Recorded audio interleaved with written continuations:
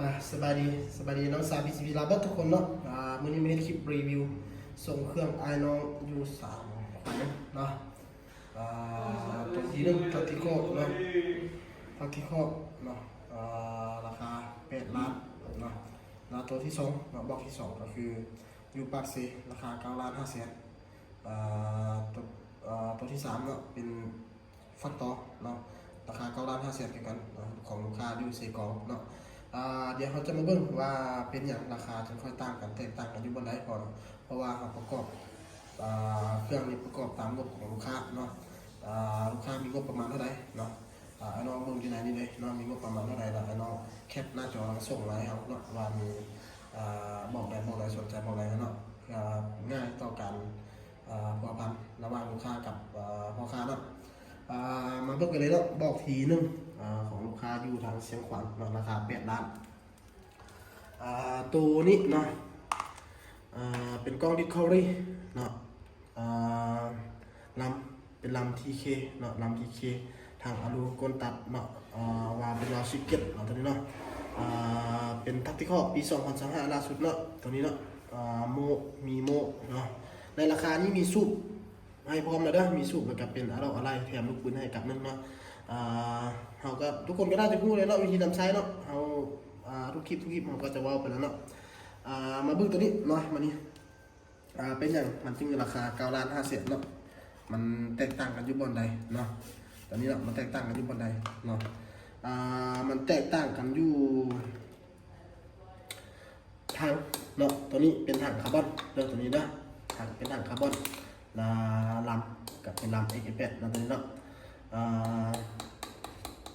กล้องกับเป็นกล้องดิโก้ดิเนาะก็คือกันนั่นแหละเนาะโครงสร้างแต่ละอันเนาะคือกันเบิดตั้งแต่เวลาลำกับถังเนาะทุกอย่างแต่มันคือกันเบิดเนาะเก็บเสียงอย่างคือกันเบิดเนาะมาเบิ่งตัวนี้เนาะตัวนี้เป็นฟักต่อเนาะเป็นอย่างคือว่าทางอลูกับกล้องดิโก้ดิมันคือเพลงเนาะที่ทำตัวนั้นเนาะคือจังไอ้น้องหลายคนรู้เลยเนาะแฟกตัวจะเพลงก่อนตัวทักที่คออยู่แล้วเนาะ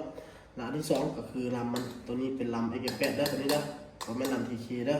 ตัวนี้เป็นลำ X8 เนาะทางก็เป็นทางคนมุนเนาะราคามันก็เริ่มลื่นกัน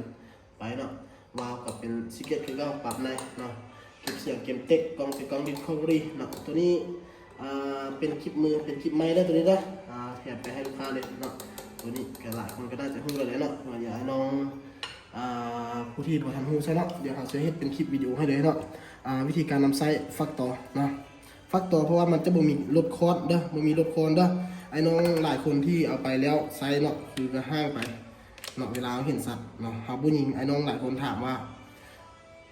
ลดคอร์สเอาที่ลงเฮ็ดจังไดเนาะบางคนมาบ่ฮู้ไซส์แล้วล็อกอันนี้เบิดมือก็ล็อกไปอยู่ซั่นเนาะมันจะเฮ็ดให้สปริงเขานี้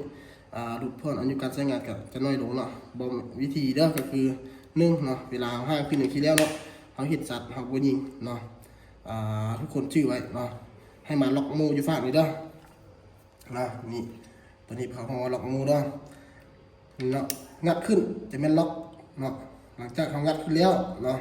เขาก็จะมาปลดนี่เลยเนาะง้างตัวนี้ขึ้นเนาะมือนึงง้างแล้วก็มือนี้เกาะกระดองไว้เลยนี่เนาะ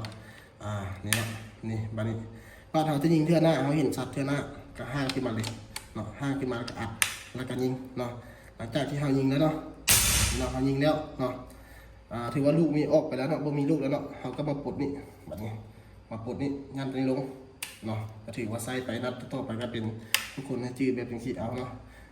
นัดต่อไปก็ถือว่าห้างยิงเลยเนาะวิธีลดคอนวิธีลงคอนของแฟกต่อขอบใจไอ้น้องทางเสียงควันแล้วก็ปักเซแล้วก็เซกองเนาะขอบใจไอ้น้องคนได้สนใจมาแล้วก็ติดต่อมาทางเบอร์โทรเนาะเดี๋ยวจะฝากเบอร์โทรไว้